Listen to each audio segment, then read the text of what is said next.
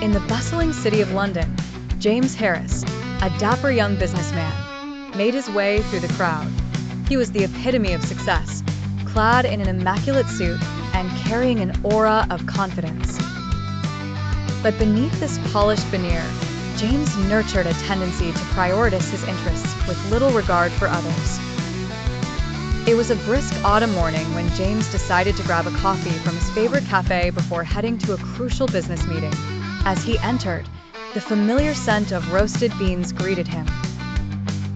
With his mind already plotting strategic pitches, he snatched his usual espresso and headed towards the exit. Outside, the footpath was crowded with pedestrians, each jostling for space.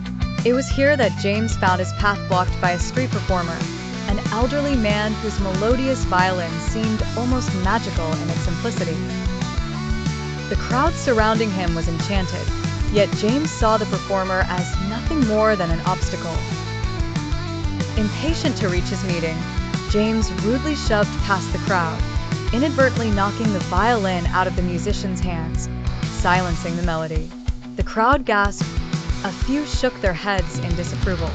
Unbothered, James continued his hurried stride.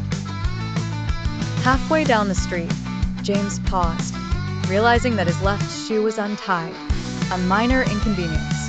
Bending down to rectify his situation, he placed his coffee atop a nearby post. As he went to tie his laces, a pigeon swooped down, knocking the coffee off its perch. The cup fell, spilling its contents over the polished shoes of the very man James was supposed to impress, a high-profile client who happened to be passing by.